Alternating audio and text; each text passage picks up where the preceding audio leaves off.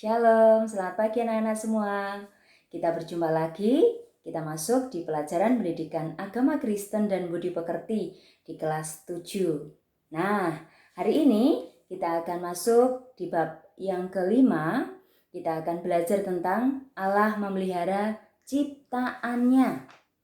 Kita mau lihat aspek-aspek apa saja pemeliharaan Allah terhadap ciptaannya, termasuk terhadap kita sebagai manusia. Nah, anak-anak, kalian perhatikan penjelasan berikut ini. Selamat pagi anak-anak yang terkasih dalam Tuhan Yesus. Salam sejahtera buat kita semua. Hari ini kita mau masuk bab 5 di pelajaran pendidikan agama Kristen dan budi pekerti di kelas 7 bab 5 kita akan membahas tentang Allah memelihara ciptaannya.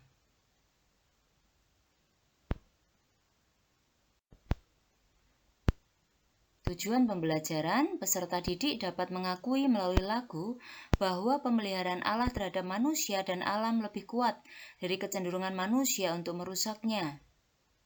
2. Menjelaskan konsep Allah sebagai pemelihara. 3. Menjelaskan alam ciptaan Tuhan sebagai wujud pemeliharaan Allah terhadap manusia. 4. Menulis refleksi mengenai Allah memelihara alam. Nah, pasti kalian tahu lagu ini ya.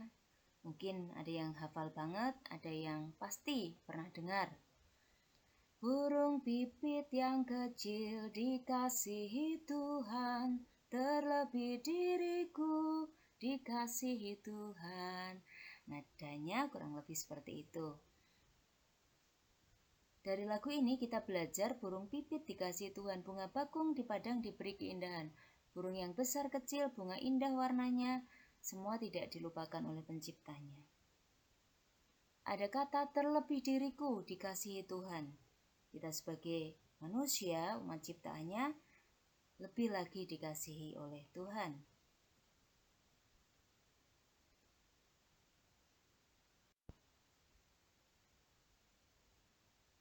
Sejak semula ketika menciptakan alam semesta dan segala makhluk yang ada di dalamnya, Alkitab memberikan kesaksian bahwa Allah melihat semuanya itu baik. Segalanya diciptakan untuk saling mengisi dan saling menopang. Ia menciptakan lautan, daratan, sungai, kemudian baru tumbuhan dan hewan yang hidup di tempat-tempat itu. Jadi ia menyediakan wadah untuk bertumbuh, baru makhluknya. Ia juga memelihara semua yang diciptakannya. Sungguh semuanya amat baik. Manusia seringkali justru secara sengaja maupun bisa bilang tidak sengaja telah menghancurkan alam dengan berbagai cara. Perhatikan gambar ini. Kondisi sampah yang berserakan merusak alam. Perhatikan gambar selanjutnya. Hutan menjadi gundul oleh karena ulah manusia. Anak-anak yang terkasih dalam Tuhan Yesus, pemeliharaan Allah terus berlangsung. Terbukti setelah terjadi berbagai bencana dan kehancuran. Hidup manusia dan alam terus berlangsung dan terjadi pemulihan. Ada 3 aspek pemeliharaan Allah. Yang pertama, pelestarian. Dengan kuasanya Allah melestarikan dunia yang diciptakannya.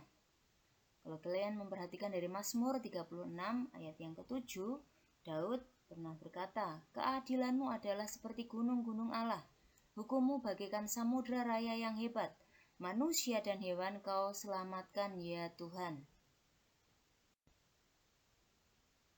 Kuasa Allah yang melestarikan terlaksana melalui putranya Yesus Kristus, sebagaimana ditegaskan oleh Rasul Paulus dalam Kolose pasal yang pertama ayat 17.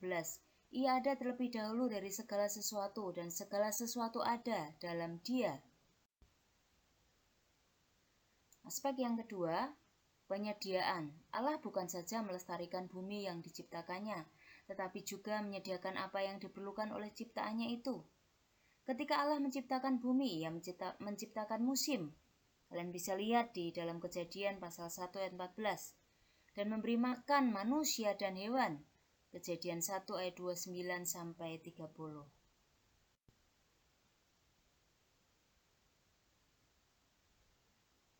Setelah air bah menghancurkan bumi, Allah memperbaharui janjinya. Selama bumi masih ada, tak akan berhenti musim menabur dan menuai, dingin dan panas, kemarau dan hujan, siang dan malam.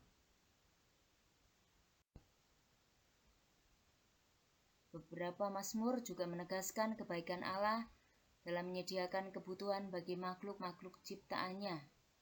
Tertulis di Mazmur 104 ayat 1 sampai 35, 145 ayat 1 sampai 21. Kalian nanti bisa perhatikan di sana.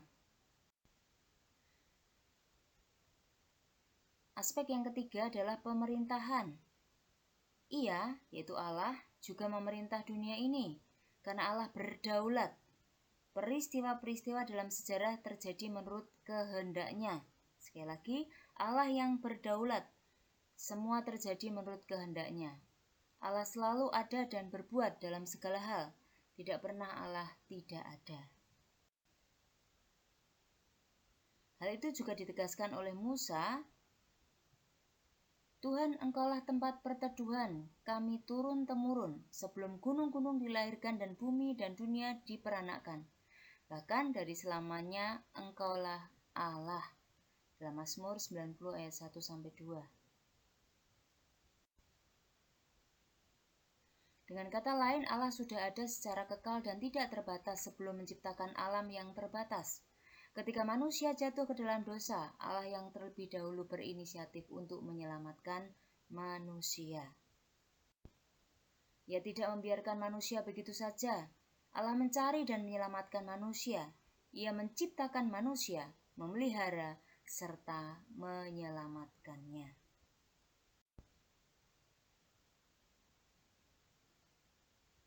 Alkitab memberikan kesaksian bahwa Allah tetap memelihara makhluk ciptaannya. Hal itu memperoleh penegasan dalam kitab Nabi Yesaya 26 ayat 12. Ya Tuhan, sebab segala sesuatu yang kami kerjakan, Engkaulah yang melakukannya bagi kami.